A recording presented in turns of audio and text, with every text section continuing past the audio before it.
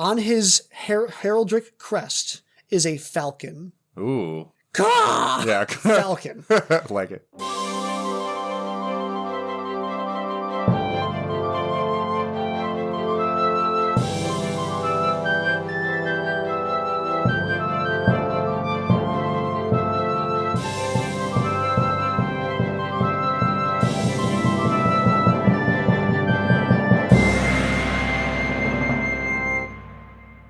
Hey, welcome to the Tabletop Travel Guide, the podcast where we explore fictional worlds and civilizations right from the comfort of our own table. Hello. I'm Tyler. I've been playing TTRPGs for over 10 years, and I'm currently in 3 different Pathfinder campaigns. 3? Yeah, well, I'm running or playing in 2 and then running a 3rd. Okay, yeah. I'm Ryan. I've also been playing TTRPGs for about 10 years. I'm GMing a Pathfinder 2, and I'm playing in a Starfinder campaign. And then I was literally talking to one of our friends over a Discord call about maybe playing in a 3rd. So, it's a problem. Yeah. Eventually, I feel like we're just going to continue to increase. By episode 12, we'll be like, we have 5 campaigns and 7 I'm campaigns. in 18 different campaigns. Yeah, maybe. So, Ryan, I have good news. Good news. Go on. We don't have to have our favorite segment of what things we mispronounced last episode. Yeah, wonderful. We actually pronounced everything correctly, I think. I'm pretty sure. Probably. Hopefully. If we're wrong, feel free to email us at tabletoptravelguidepodcast@gmail.com. But other than that, I think we can skip that section. Awesome. Yeah. Last episode, we talked about the revolution, bloody mess that was Galt. Yes, the wonderful nitty-gritty of perpetual revolution. And so today, I think we are going to be kind of talking about the kind of mirror of Galt? Yeah, the mirror's a good way to put it. Like, what would have happened if Galt didn't go so poorly? Yeah. That is the nation of Andoran. Okay, Andoran. People of Andoran are Andoran. Okay. I can almost guarantee I will mess that up at some point. But yeah, the people of Andoran, they're an interesting folk. And so where is Andoran in relation to Galt? In relation to Galt, it is southwest, okay, or it is directly west of Taldor. Okay. So we're kind of slowly making our way along like the coast of the Inner Sea. Okay, so borders the Inner Sea. It's on the coast. You get some good coastal towns on there. Yes. There are specifically 2 major coastal towns, but we'll get there. Yes. Okay, cool. Yes. So we will jump all the way back to our previous, a couple episodes ago now, Taldor. Okay. Everything kind of comes back to Taldor. Everything comes back to Taldor. Do you remember the 4th Army of Exploration we talked about? Yes. 4th out of 7? 8? 6.5. 6.5. Okay. Yeah. So jumping back to there, they were going west, right? And they explored what would eventually become Andoran. Okay. And when they got there, I feel like I made it maybe sound a bit like they were just exploring empty grasslands. Yeah. There are people in all those places. Oh, yeah.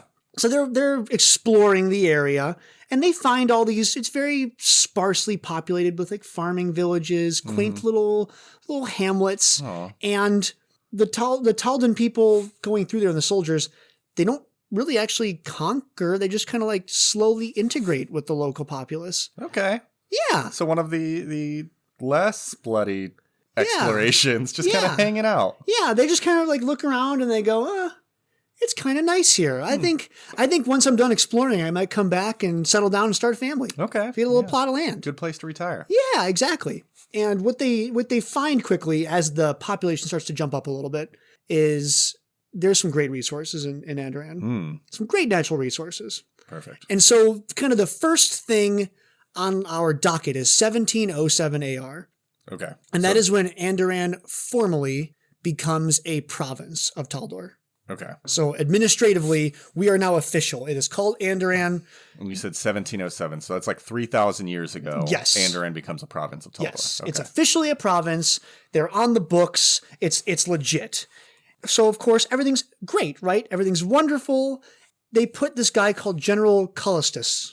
And that is one where I'm definitely going to mispronounce. General Callistus. Callistus. Cool. He's put in charge of the province. He's Governor Callistus right now. And he immediately does the most Taldan thing possible. Okay. He decides to go exploring in his own province. I mean... Immediately. Okay. Well, okay. So is it Taldan exploration or just like, I'm curious about my own people? It's not... enormously, well, it is kind of enormously disruptive. So there's this forest called Arthfell Forest. Okay, Arthfell Forest. Yes, and there are two major port cities. One of them is called Augustana. Okay. And straight north of the city is this forest, Arthfell Forest. And there's a bunch of fae, there are some humans, there are some druids, and the governor kind of looks around and goes, I bet that forest would be a great resource of lumber. Oh. And there's like some iron deposits and like other wonderful little resources. Okay, so quick pause. Yes. What is it? What exactly is a fae? Can you explain that? Fae is a creature from the plane of the Feywild. They are essentially like pixies and like woodland critters, all of like your magical children's books. Yeah, kind of magic woodland creatures. Yes. Kind of. Magical woodland creatures is a good umbrella term for them. So the governor, he looks north and he goes, well, we got to go exploring. Of course. So he sends an army up into this forest, and they are wildly successful. They like slaughter all the fae nearby, they push out all the druids, and very quickly Arthfell Forest goes from wonderful wild world of enchantment and woodland glory to future site of Andoran industry. Wonderful, right? Love it. Taldor is gonna Taldor. Yes, Taldor doesn't know how to not explore. And at this point, the forest stretches all the way from the inner sea to the Five Kings Mountains, which we've not talked about at all, but it's an enormous forest. Dang, okay. So that's basically half of Andoran. It basically cuts Andoran in half. Okay. It's an enormous forest. Okay, dang. I'm just going to throw that in there because that's going to come back. That's going to be irrelevant. Yes. And so by 1750 AR, so only maybe 40 years, yeah, almost 100% of Taldor's naval power is being built in Augustana. So we went from like very idyllic, kind of farmland and forest and everybody's happy. It becomes a province and 40 years later it's just industry. The march of industry, Tyler. Industry stops for no one. Can't stop the future. You can't stop the progress of the future. Tyler, I just looked up. The lights flickered. It's fine. Industry's mad at us right now. The electricity's mad at us. So time goes on. There's not a ton written up to, I'm going to jump to 2080 AR. Okay. Almost 300 years? 400 years. Cool. 400 years. The Sixth Army of Exploration, remember them? Yeah. They're the ones that didn't go so well. Oh, that was the one that went down to Garund. Yes. Okay, so I went south. So in preparation for that Army of Exploration, the Taldans, again, and Andoran is a Taldan province, they kind of go town to town and they volunteer hundreds of Andoran citizens to serve in the Army of Exploration. So enlist. They had a draft. Yes. They wanted a conscription is what it would be called. Okay. Yeah, so they conscript a whole bunch of people into the Army of Exploration. And then that army, like we just said, goes really poorly. And it's almost completely obliterated. Okay. So then did just a bunch of Andorans just dies? Yeah, they're just dead. Okay, cool. So where before, and this is a really important like stop point now, where before all the Andorans were really happy being provincial citizens of the Taldor Empire. Yeah. And then after this, they're like, yo, you just recruited a bunch of our people and they all died. We are maybe slightly less fans of Taldor. Yeah, that wouldn't be great. Yeah. And that entire Army of Exploration was mostly an ego trip anyway. So yes. No good use out of it. Yes. Taldor was like, we want to conquer all of the entire known world. And it didn't go well. So not super great. Yeah. And you're going to start to see a little bit of like, not revolution yet, but people aren't so on board with the idea of being Taldan now. The initial ideas of, well, maybe we could be something a little different, or maybe we just shouldn't agree with Taldor on everything. So then jumping forward a little bit, 2715 AR. Okay. So it's another 700 years. And the whole time, the Andoran people, they're less jazzed about being Taldan, but they're not open rebellion. Mm-hmm.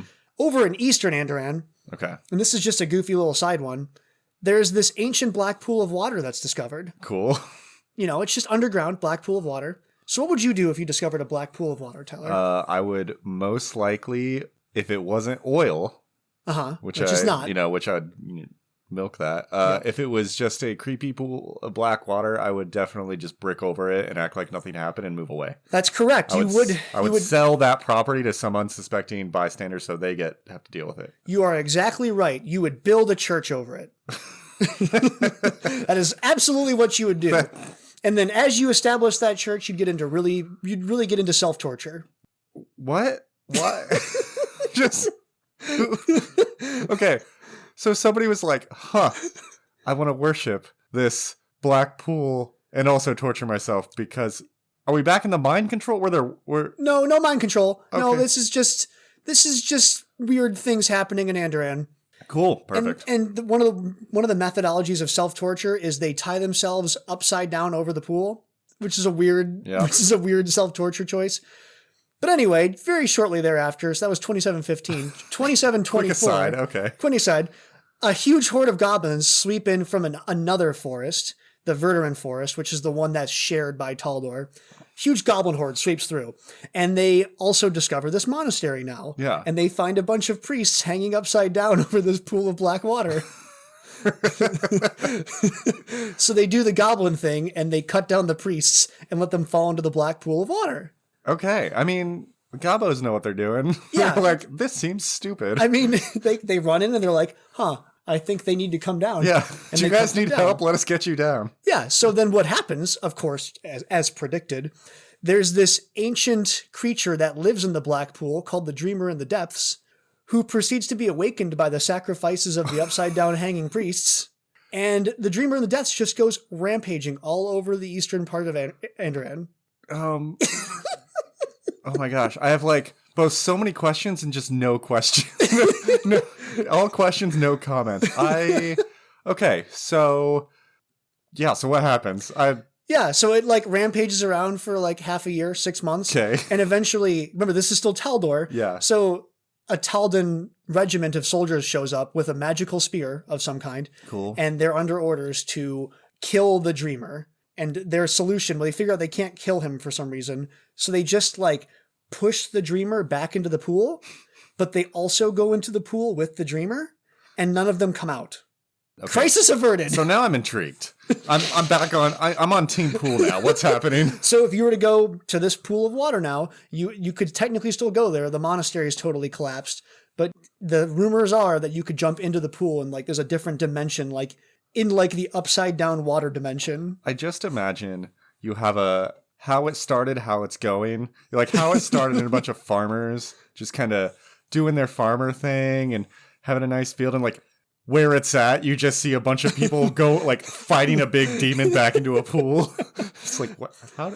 Somebody explain to me. Oh, and the best part about this, it has no bearing on the rest of the history. This is just a thing that happened that I found wildly entertaining in the history of Andoran. Okay. This never comes up again. This isn't a pivotal moment in their history. This is just oh yeah, by the way, Uncle Ted went missing. And moving on. Okay. I love it. So an actually relevant historical fact, perfect. 3980 AR. Okay. So from the last relevant historical fact. 2,000 years. 2,000 years. Okay. Much. So this whole time, Andoran generally feels well, maybe we could do better. There's still resentment from the loss of the 6th Exploration Army. Yeah. But they've not done anything about it. There's this thing called the Rending. Ooh. And I don't want to talk too much about the Rending because it's really a topic more for the Five King Mountains and other nations. Yeah. But the high level is a volcano in the Five Kings Mountains blows up. Oh. It erupts. And the Five Kings Mountains are directly north of Andoran. Okay. And as part of that eruption, just widespread devastation in the nearby area. And a lot of stuff flows down the rivers and has issues. The other major port city, which will be the capital, called Almas. Okay. Large scale flooding, all the debris and the water and the landslides, it all just completely runs down the river and devastates the current capital of Almas. Ooh, not great. So they're going to eventually rebuild. Fair. Which is fine. The other critical part about the Rending, though, for Andoran is there's this place called the Endless Gulf. Like Gulf? Yes. Okay. So what the Endless Gulf is, and we have not talked about the Darklands yet. Ooh, okay. So the Darklands. There's a lot of teasers in this I know. episode. The short version of the Darklands there are these tunnels all over Golarion that connect all the different continents. Yeah, it's the world under the world. The world under the world. The Endless Gulf connects all 3 layers of the Darklands. Oh, cool. So you could literally walk over, look down the Endless Gulf, and see miles and miles and miles straight down. And this is in Andoran? Yeah, it's right on the border. North? Yeah, the northern border. So correct. you have pool of Dream Demon on the east. On the east. Yep. Massive gulf on the north. Cool. And then Cheliax to the west. And Cheliax in the west. Perfect. There's not a huge issue with this initially, but over the years, you're going to have essentially monster incursions come out of the Darklands and threaten parts of the northern parts of Andoran. Yeah, that's because fair. of the large gulf. Okay. So super interesting thing that happens. And then we start to have our final rumors of like breaking away and things start happening. So 4079. Okay. Pirates. Pirates. So an Andoran admiral, Jeniz Ratorian. That's a cool name. Which is also an awesome name. He writes a document. He's inspired by Galt. Cool. Called the Writs of Course. Okay. And the Writs of Course basically say, well, we don't really acknowledge Taldor's rule over the seas here. So we hereby give ourselves the permission to raid Taldan ships. No one understands maritime law.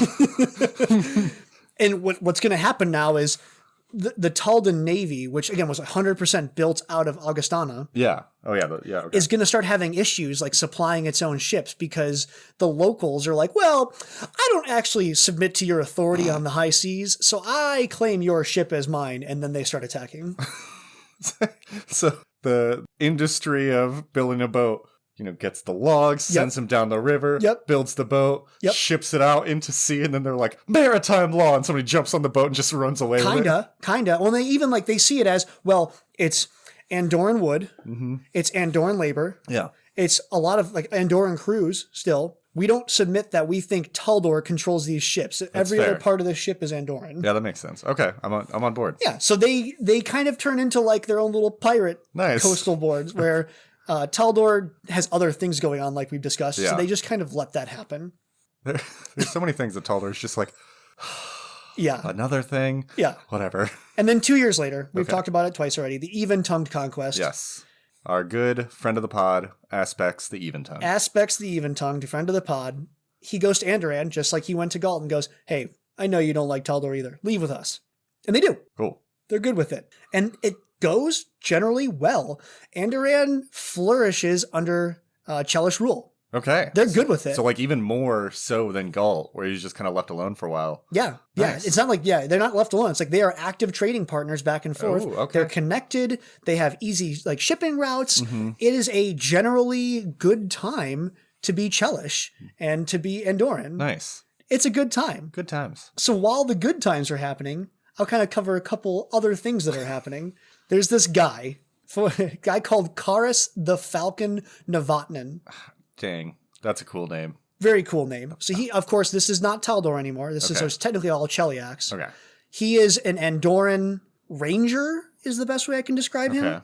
And so kind of a ranger's good with survival and bows and swords. And he commands some authority. Okay. So he kind of leans back into his Taldan roots. And he decides to go exploring in the Dark Moon Vale.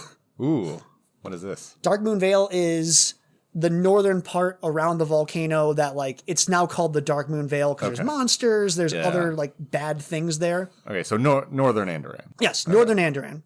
He, again, he's technically an officer of the Empire of Cheliax, and the poor Kelids, the Kelids who got attacked by the Taldans before, he finds a different tribe of Kelids and he puts them down. Come on. I know. The Kelids get a bad rap. The more we read, the poor Kelids just keep being on the bad side of the stick. They get knocked down. They get up again. They get knocked down again. Yeah, and so the ultimate outcome of this, there's not really land. He doesn't do a great job of subjugating everything. Okay. But on his heraldic crest is a falcon. Ooh. Caw! Yeah. Falcon. Like it. This is the start of the Andoran, we're going to call it obsession with birds of prey. I like it. They are big fans of hawks and eagles and raptors. Sounds familiar. Yes. Everything that is bird with sharp talons that flies fast. This is where it starts. Karas the Falcon. So before he was Karas Navantian, and then he became the Falcon after this? He became the Falcon. Dang. So he did his whole thing and then in the Vale, and then everyone's just oh, I want to be like the Falcon one day. And it just like his local legend grows, and he becomes a folk hero for Andoran. Okay.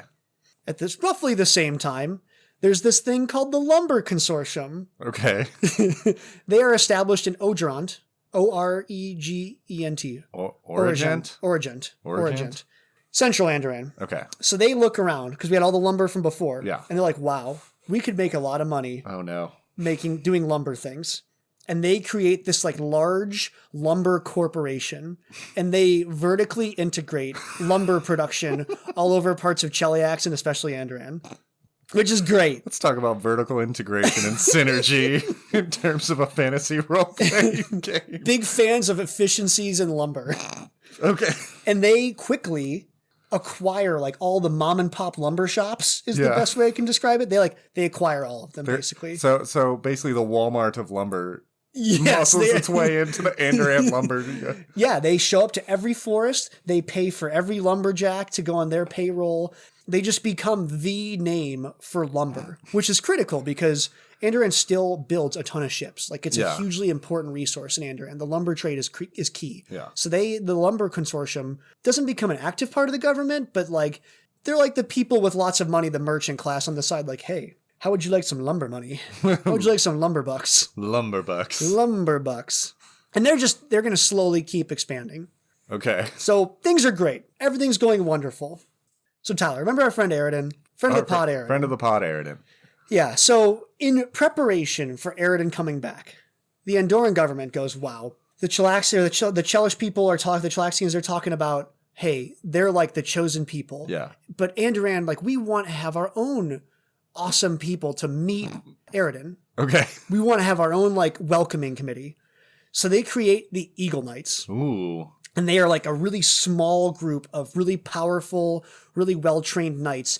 And the idea is they're going to go over to Cheliax and be Aridin's personal bodyguards. Like, oh, we're going to be in there. Like, we're going to work together. Everything's going to go great. Perfect. Everything doesn't go great. Nothing goes great. Aridin dies, as we talked about before. Cheliax starts to have problems. Galt starts to have problems. Yeah, things start to burn down. Andoran starts to have problems. Right. Oh, okay. So there's a little bit of open question now with the Chelish Civil War happening. Yeah. What that means for Andoran. So they're looking west. They don't have answers. They look northeast and they see Galt. Hey, they're writing some good stuff. They have some good poets and philosophers. They got some good poets. They got some good philosophers. They're seeing all these the on government and yes. Okay. On government, yes. So he's looking imperial betrayal. On government and imperial betrayal. Yes. So they're reading all this stuff come out of Galt and they go, this is interesting. Maybe we could do our own thing about it. And the current king of Andoran, because the king responds to the Empire of Cheliax, is looking around and going, I don't feel good about the situation, but it's all okay until Queen Abigail comes in. Yes. And House Thrune. The devils start showing up, and there's rumors that the devils are going to invade Andoran and put everything to bed. So the king does exactly what you would think a king would do to protect his people. He tries to give in to every one of King Abigail's demands. I will protect my people by kissing the feet of my please don't hurt us. You know, I don't feel totally bad for him because the Galtan Revolution is occurring right now. Yeah. And so he looks to his northeast and goes, oh my gosh, if I don't step in and do something, Andoran is going to turn into another Galt. We're going to have blood in the streets. We're going to have riots. We're going to have... I'm going to die. They're going to cut my head off. Like everything's going to go really bad. Okay. So given the choice between having my head chopped off by a final blade or worshiping a devil, he and like the rest of the aristocrats choose the devil. I see the logic. It's not good logic. It's not good logic. I see it. It is logic, right? I see it. There's no third option in this case, I guess. Right. So, but there is a third option. Yeah, I mean, obviously there is a third option. So the people, when they hear that their king is really cool with all the devil stuff, are like, no, that is not going to happen. And the people rise up. They've been inspired by all this stuff coming out of Galt. The difference is it is surprisingly bloodless. Huh. There's a contingent of nobles who didn't agree with the king's commands. Oh, okay. And so they kind of step in and they go, we agree this is bad. We're going to renounce our noble titles. Ooh. We're going to be common citizens like you. We're going to move forward together. Okay. Yeah, so it's kind of, instead of a us versus them, it's all of us together versus that one guy. Versus that one guy and like his like 4 or 5 people. Yeah, fair. Yes. And it's called the People's Revolt. Okay. So there's still a lot of disruption. Like the whole economy grinds to a halt. The lumber consortium has to shut down operations for a time. But in general, it goes okay. There is a little bit of blood. Yeah. There's a couple nobles who refuse to renounce their titles, and they are convinced at sword point to renounce their titles. But yeah, overall, a democratic republic is announced. And it's not a huge riot. Everyone kind of agrees that let's do this. Yeah. So then they have essentially a continental congress. And they get together and they're like, we're going to make a constitution. What? Yeah. And it's called the Associative Act. Okay. So that's the Constitution group is called the People's Freedom Movement, which could also be a revolutionary government. I mean, that's a questionable name. That's fair. The Associative Act. And this is their proxy or the equivalent of our Bill of Rights and Constitution. So Andoran's kind of a good proxy for America. Oh, Andoran is 100% America. Okay. 100% America. You know, you started to, you kind of buried the lead a little bit with the Eagles, obviously. Yes. And then, you know, talk about Eagles. Talking about America. Eagle Knights, the Falcon. Corporations. They're loving it. Corporations. Yeah, the Associative Act. So it's the first democratic constitution in the Inner Sea area. Okay. It is explicitly written with safeguards for the rights of every Andoran citizen. They're going to protect all of our rights. So the central thing is that the Andoran citizens have the right to follow their conscience as long as they don't harm or intend to harm others. Which is like a very reasonable, you can do whatever you want in your house, but the moment you try to like burn down your neighbor's house, we're going to find that illegal. Yeah. It also protects freedom of religion. Okay. Even the devil worshippers, they don't agree with them. You're going to get mocked. But every religion is legal in Andoran. And they even like have their own little nascent constitutional law where this class of lawyers are like, well, what do they mean when they say in the Associative Act that we support all peoples? But there's like this flourishing, young, nascent democracy of all these different ideas that didn't go over the edge like Galt did. Which is kind of interesting because obviously, you know, we're used to in our current world a bunch of different democracies, but you don't really think about it. When I think of like medieval, kind of medieval fantasy world, I don't think of like, so you go fill out, you know, you go to the government, you know, the democratically elected people. So that's kind of cool. Right. Yeah. The Eagle Knights we talked about before, obviously Aridin didn't make it. Mm-hmm. So they kind of look around and they go, well, we're going to make the Eagle Knights like the defenders of democracy and freedom. Team Andoran. I'm going to start using the word freedom a lot. Freedom a lot. They're big believers in freedom. So the Eagle Knights become, at least to the people of Andoran, like the symbols of freedom. Cool. Which is awesome. And they have like giant eagle heads on their one shoulder. They have like giant pauldrons of eagles. Literally giant eagle pauldrons. Yes. Well, in response, Cheliax is not all about this. Yeah. But Cheliax has their own problems. As like a reoccurring theme, everyone has their own problems. So Cheliax, they can't invade. They don't really have an army that can deal with it. So they embargo Andoran. Okay. They like set up a blockade across the entire coastline. Taldor is already a mess. Galt is a mess. Yeah. The Five Kingdoms don't really do much with Andoran. So like their only major trading partner is shutting them down. Yeah. And that's a problem. It only takes 20 years. They eventually get to the point where they build up their own secret navy. They launch like a nighttime attack and they sink 3 Chelish ships, including the big flagship. Nice. And this functionally ends, it wasn't even really a war, but like after this point, Cheliax is going to kind of shrug their shoulders and go, well, what are you going to do? We can't stop them, so we might as well at least acknowledge them. We don't like them. We're not big fans, but they are their own thing. So Andoran is an independent nation that has successfully revolted from the mother country. Nice. And is twice. kind of twice. So what do you do with your fledgling democracy, Tyler? You're like, man, we finally won after 20 years of revolutionary conflict. We've renounced all of our noble titles. What's the next step? The next step, if it's, if you're the only democracy in an area, obviously, it's like somebody who just found philosophy as like a college freshman and needs to tell everybody how smart they are. So I imagine you just go around and be like, hey guys, have you heard the good word of democracy? 100%. And now Andoran sees it's God-given mission to spread freedom and democracy in the inner sea. They hear the word divine right and they're like, divine right to tell you about democracy. To tell you about the good word of freedom. Yes. And the first test of this is going to be 4697 AR. Okay. So another neighboring smaller nation, Isker. There's this thing called the Goblin Blood Wars. We'll talk about that when we talk about Isker. We have we're going to make a list of things that have been teased in this episode. It's fine. Basically, lots of hobgoblins and goblins are fighting and like pillaging and murdering, and it's a whole problem that all the neighboring nations agree. If the hobgoblins and the goblins win, that could be bad and destabilize economy and like money. Fair. Everyone's big fans of money in this story. Big fans of money, not big fans of goblins messing up with that money. So what you're going to see, and this is just a fun little fact, this is the only recorded instance of Eagle Knights fighting with Hell Knights on the same team. Ooh. So, and Hell Knights are like the Eagle Knight equivalents in Cheliax. Yeah, so instead of like, I imagine if Eagle Knights are like the freedom deliverers of Andoran, Hell Knights are like the order makers and kind of order keepers of Cheliax. Yeah, so both Andoran and Cheliax both agree. Like, we don't like each other. We're diametrically opposed, but we can't let the goblins get out of control. So they both send contingents and they help put down that goblin rebellion, which is pretty cool. Yeah.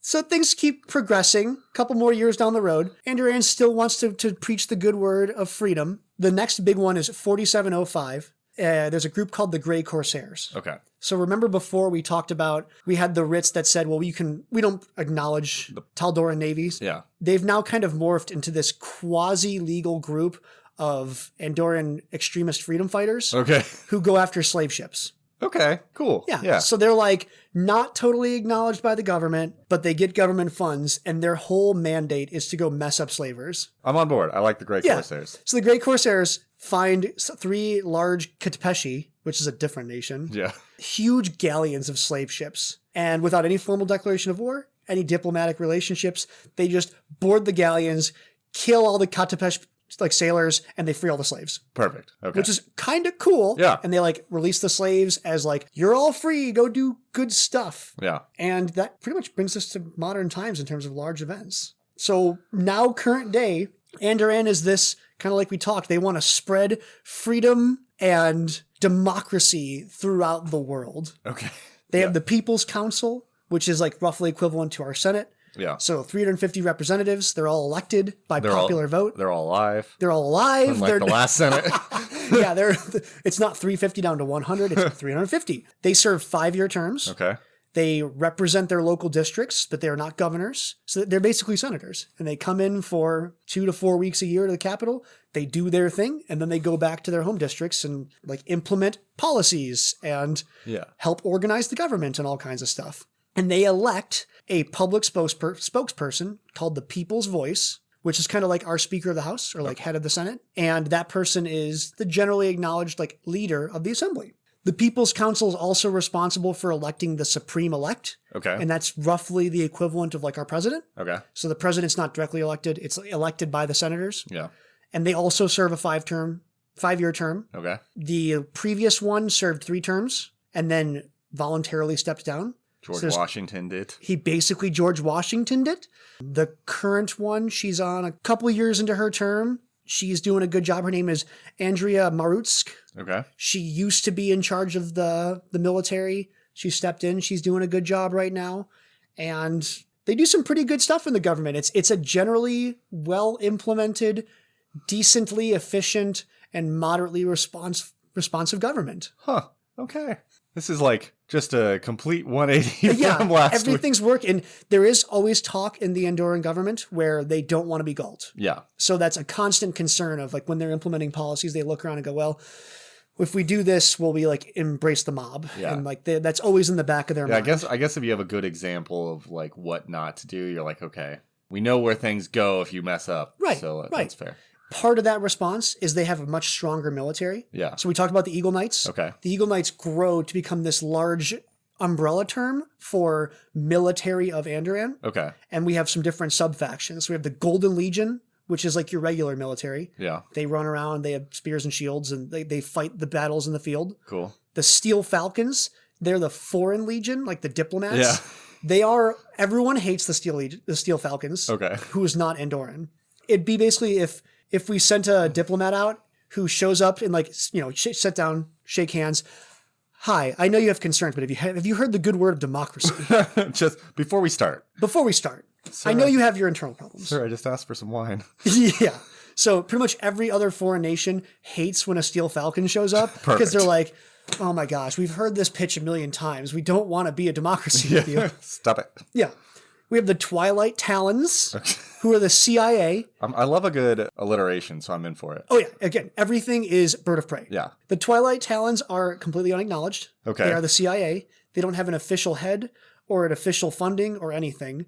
Everyone who is a Twilight Talon is separately appointed to a different part of the government to give them some legitimacy. Okay. But then they can like turn around and do like Black Ops, Gray Ops stuff.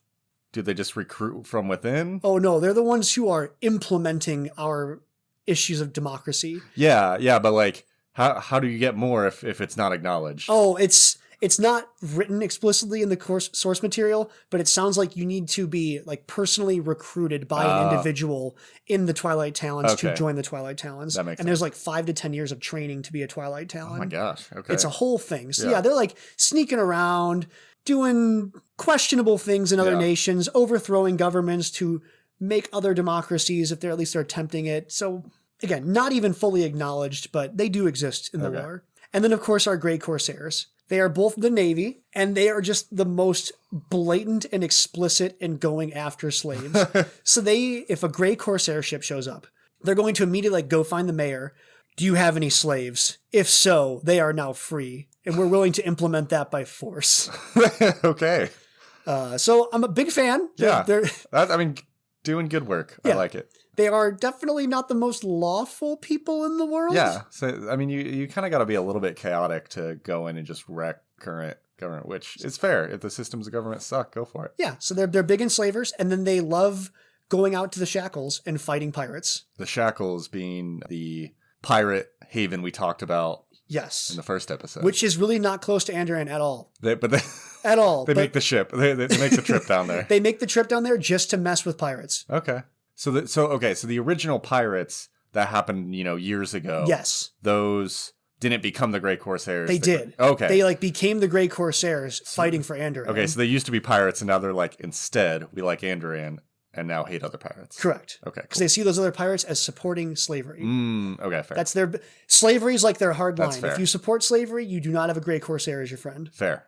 And then on the economic side, things are going well. The country is prosperous. We have the lumber consortium in the background. It's surprisingly less powerful. Mm-hmm. Democracy kind of injured their plans to subjugate workers and make them work infinite hours. And they're actually doing okay with holding the lumber consortium into control. There's the primordial ones are still issues. So those are all the druids of the forest. Yeah, the ones that got booted out 4,000 years ago. Remember the Verduran forest? Yeah. So before it was this giant long forest that was sea to mountains, it's almost half the size now. So the druids are more and more mad. So there are issues. Yeah. I don't want to make it sound like Andoran is this perfect, idyllic utopia, but things are good. Andoran's out there exporting freedom. They're fighting slavery. Right. Exports are eagles and freedom. And not everyone agrees with the export of freedom, but in general, Andoran is a pretty decent place. It's in a good spot. Just hanging It's out. doing good. Okay. They have good times ahead of them. Okay. Yeah. Well, pretty low key. I like it. They're doing good. Just chilling. Yeah. Well, thank you, Ryan. That's a good overview of our freedom equivalent to America, Andoran. And we'll take a quick break and then come back with a campaign. Yeah. Hey, welcome back, everybody. Hello, welcome back. Now is the section where I'm going to talk about a campaign, and then Ryan's going to try to fit a character. We're going to try. Into it. And I think this one might be a hard one for you. Okay, we're going to try. I'm throwing you a curveball. It sounds like Andoran is a pretty solid place to be. Yes. So I decided this would be a fun place to have an evil campaign. Ooh, an evil campaign in Andoran. So one of the problems that we have had in the past with evil campaigns is we don't make it very far because mostly everybody just kills each other. I am still salty about you and Charles killing my character after 5 sessions. To be fair, that was not 100% my idea. That's true. It was Charles, and then he anyway. So we realized after that evil campaign that to actually run a good evil campaign, everyone would have to kind of have the same goal. Yes. So that way you're pointed in the same direction. You're all together being evil. Yes. So I have 2 inspirations for this. Like all my campaigns, I always find inspiration in other other forms of media. Yeah. So part of it is kind of a cop-out. Part of my inspiration is a campaign you and I ran like a year or 2 ago, where basically we talked about Hell Knights, where all the players thought they were joining a Hell Knight Academy, and turns out they were just being used to be like sacrificed in a fake Hell Knight Academy by a guy who was too crazy to be a Hell Knight. Yes. That kind of worked because it took the players several sessions to realize, there's something weird about this place. Yeah, they had to figure it out. Instead of doing a kind of, the PCs don't know what's going on, instead, it would be cool for this campaign to be set as everyone's Eagle Knights. Okay. But everyone is like a splinter group of Eagle Knights that are crazy. Radical Eagle Knights. Where like freedom is not being done enough. People tell, like the Steel Falcons, you said everybody kind of hates them. Yeah. Maybe they're like kind of Steel Falcon times 10. Okay, yeah. Instead of going out and just telling people like, hey, have you heard about democracy? They're like, we love democracy. Whether we, we will kill you to get democracy happen. I'm about to democracy all over you. Yeah. All the players are very aware of they're crazy. Yes. But they think they're normal. Okay, yeah. So they think they are the good guys. Which brings me to kind of my second inspiration with Peacemaker. From the Suicide Squad. Oh, okay. So have you seen the recent movie? I have not. Okay, no. So basically there's a guy who loves peace. So, he has a quote that he's like, I love peace with all my heart, and it doesn't matter how many men, women, and children I need to kill to get there. Of course. So peace by any price. Peace by any price. He's obviously a villain, but he's like, I'm a good guy. Yeah, he's 100%, he thinks he's a good guy. So I imagine all the players are like that. Okay, yeah, Where you are going around... You are set based in Andoran. Everyone's probably Steel Falcons. Yeah. And they're like, your mission is to go out and take out this oppressive king or whatever in this area. Yes. And you go kill him, and it turns out he was actually pretty benevolent. He just happened to run a kingdom and not a democracy. And so because when I think of a lot of evil campaigns, I feel like people will tend to just kind of be evil for evil's sake. Like, I'm going to go burn down an orphanage. And it's like, why? Well, I don't know. I'm evil. I'm going to go do it. Yes, the typical chaotic evil stupid. Yeah, the chaotic stupid. So I like the idea of everybody thinks they are doing the right thing. Oh, I love this. And they're like, we are the good guys. We're out. We're getting missions, and we're going to free these people from oppression. And then you just kind of make it worse in some form. I don't exactly know the mechanic of how you would see the kind of view from the Eagle Knights perspectives of here's how we're helping people. And then from the players' perspectives, you look back and in that town immediately went bankrupt because you killed their leader. Yeah, you definitely would have some kind of meta, everything was awful. Yeah, my campaign is basically everyone's evil. They all think they're the good guys. They're doing normal adventuring type things. Yeah. But it's all flipped because your adventuring is going to murder people who probably shouldn't have been murdered. And just you don't care how you get there. You're we are here for democracy. I will kill anybody to get that democracy. If there's nobody there, I can make democracy happen. I immediately think of there's this king. He's building, it's a wizard, even better. We need you to infiltrate this wizard's tower. This wizard is creating a weapon of mass destruction. You need to stop them and obtain that weapon so we can use it for freedom. Yeah. And then you get there and it's what? Yeah. You get it and you're mission successful. I think this runs perfectly if you almost treat them like a terrorist cell. Yeah. There's no handler. Before every mission, you pull the group and it's okay, what are we voting to do today? Ooh, okay, yeah. It's okay, well, what are our critical objectives right now? Well, there's not enough freedom in Isker. We need to go do something in Isker. All in favor? Aye. Okay, let's go bring freedom to Isker. Yeah, so you go in, you murder a couple of leaders, you install somebody random and say, you're a democracy now. I love this. Yeah. Oh, I'm such a fan. Okay. With that, how are you going to fit your character who may not be evil into my evil campaign, which I've thrown you my character's chaotic neutral. Which is basically the evil of neutral. It is the evil of neutral. It's if you want to be evil without being evil, be chaotic neutral. This could work. The character is Jolie Nightglade. Okay. And I envisioned her as a female halfling who was working for the Lumber Consortium for a number of years. Fair. Happily toiling away at her job. And she had a chance encounter with the Fae, or the Druids of the forest. and she watched as the lumber consortium, like it could have been a very minor dispute, and the lumber consortium shows up with like a large contingent of soldiers and just like wipes that druidic village off the map. And she makes a decision to like, well, I think this is wrong.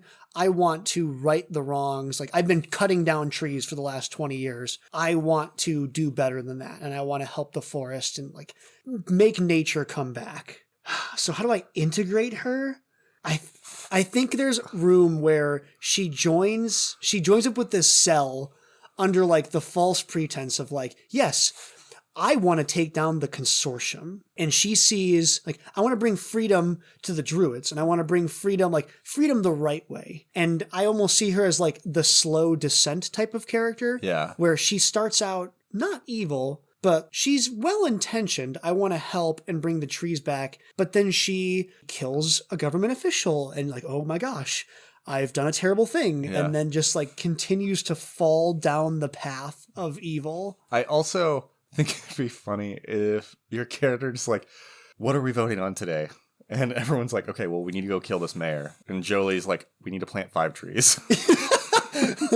Measure smart goals, everyone. Smart goals. We need to do reasonable things, actionable items right now. So like every time you go on a mission, she's just like, I've planted 5 trees. I am so...